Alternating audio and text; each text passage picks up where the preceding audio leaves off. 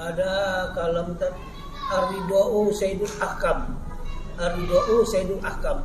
Apakah ini hadis Nabi ataukah sahabat, tabi'in ataukah para ulama? Ya, ada kalam ridho adalah Sayyidul Ahkam, adalah penghulunya hukum. Itu hikmah, hikam kali ya.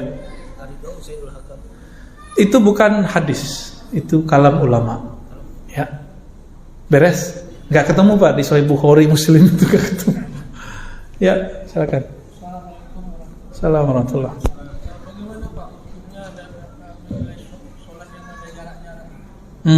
Ya. Sholat itu wajib. Jadi sebenarnya tumakninah itu artinya bukan gerakan yang tenang. Tumakninah itu ketenangan di hati. Itu bagi saya rukun.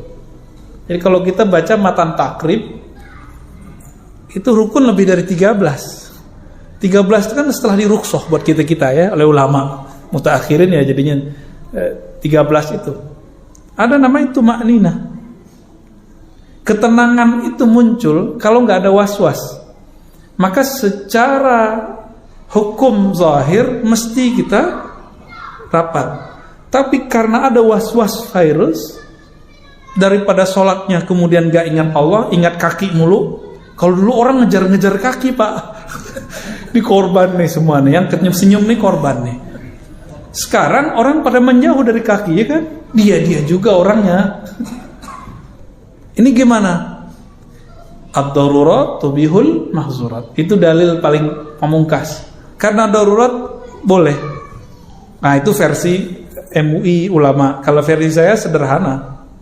Ya. Versinya sederhana. Rapat saf itu rukun atau sunat? Masuk gak ke rukun? Gak masuk. Makanya sawu sufukum wa'tadilu. Fa inna taswiyatas sufuf min tamamis shalah.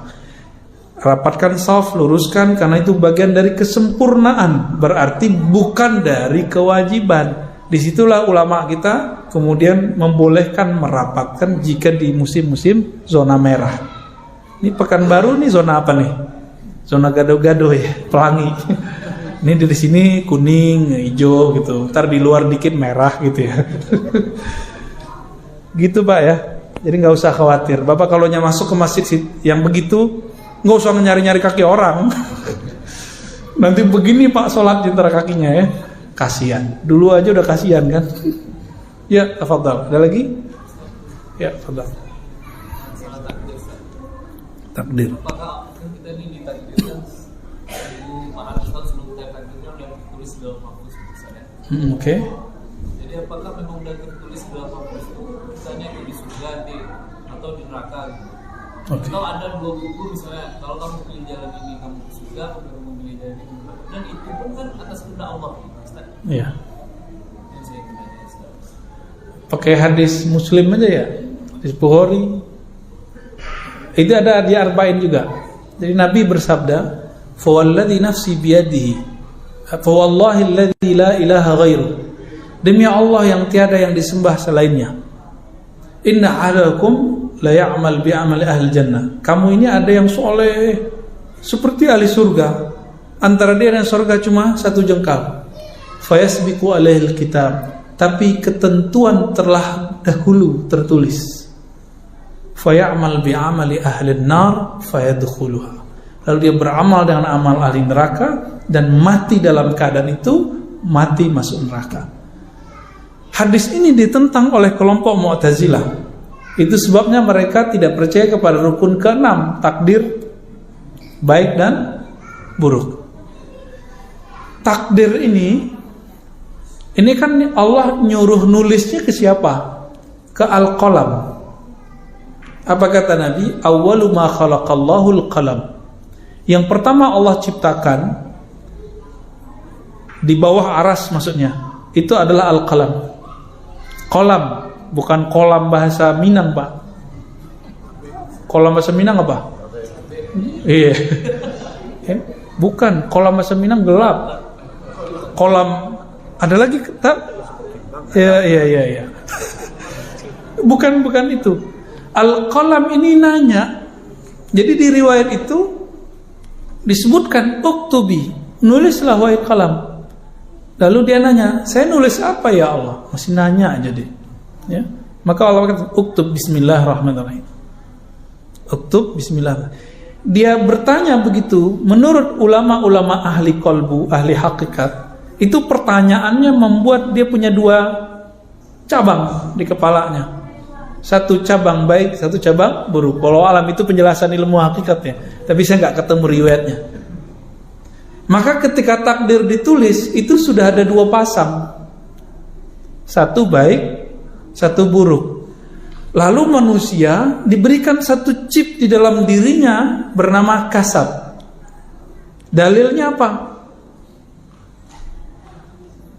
Laha ma kasabat wa alaiha maktasabat. Itu dalilnya.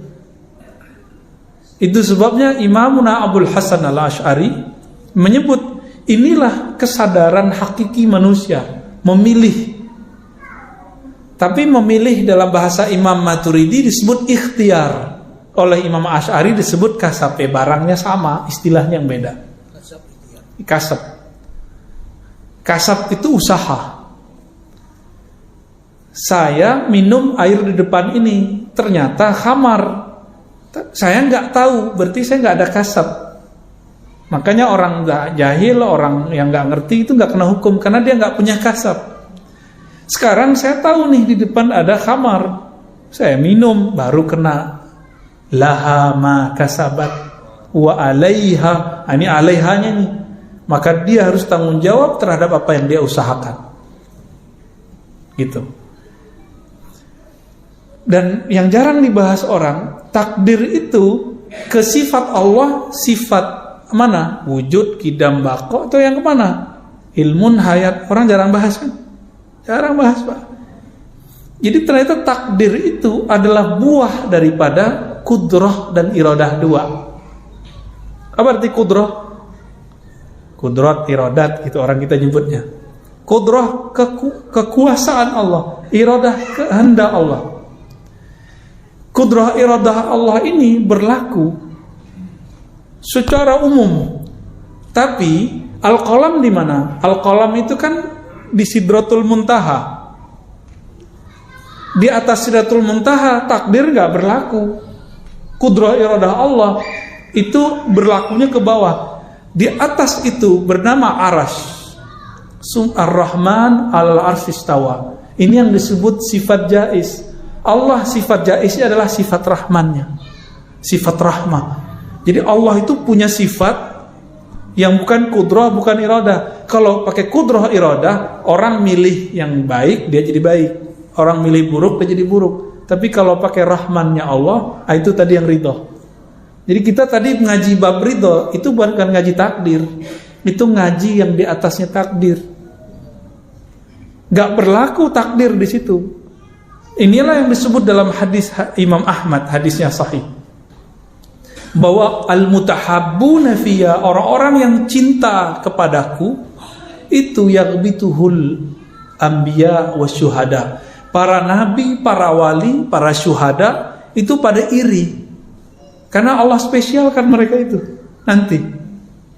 Jadi mereka, kalau kita ini cuma ke kudrah iradah yang kita cari pahala, hindari dosa, sorga, hindari neraka. Tapi kalau bab ridho, enggak.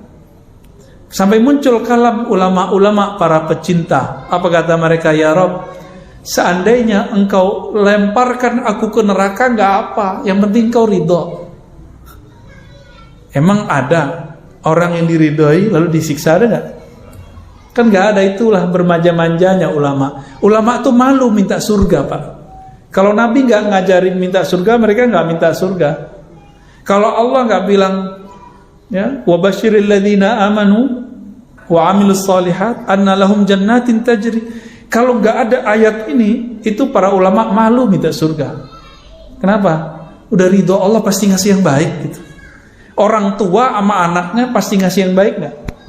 Ada orang tua nih marah, udah pergi kalian, suka-suka kalian. Kalau nanti nggak balik-balik, anaknya dicari tuh. Benar gak? Allah itu kalau sudah sayang sama kita, kita mau terjebak dalam kegelapan maksiat apapun, kekufuran apapun, pasti diselamatkan. Pasti diselamatkan. Itulah namanya roja, harap. Apalagi zaman-zaman begini nih, kajian harap itu harus dimunculkan. Orang udah banyak putus asa karena corona ini. Padahal corona nggak corona sama aja, di hati yang harus sama. Dunia ini emang begini. Ibnu Athaillah itu marah sama muridnya. Muridnya ngeluh, kok perjuangan kita begini Tuan Syekh? Kok dunia begini? Apa kata beliau? Kalau nggak dunia ya nggak begini. Kalau nggak dunia ya nggak ada masalah.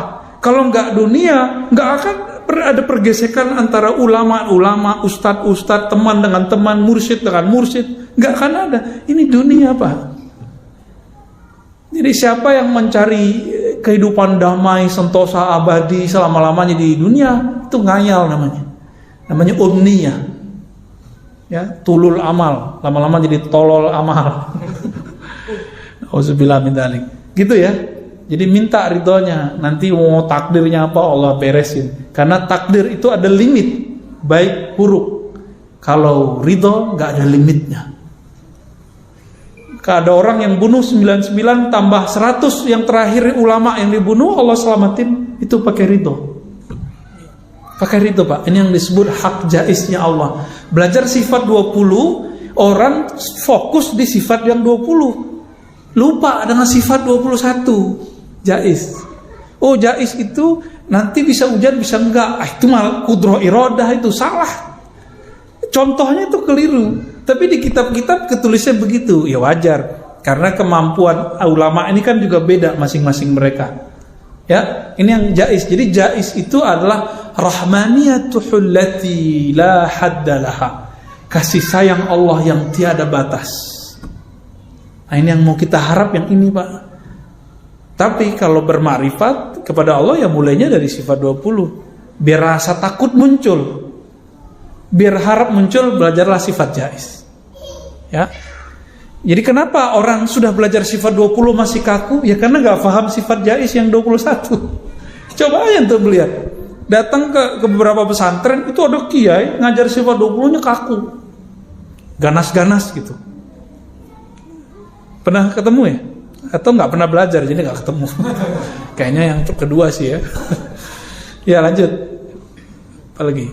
Khalas? Oh taib. Terakhir deh. Enggak, udah. Ya kita mau ke majelis Sahih Bukhari ya, majelis Sunnah Mustafa. Taib. Jadi Bapak Saudara makan Allah, kita hidup di sini di dunia ya begini ya.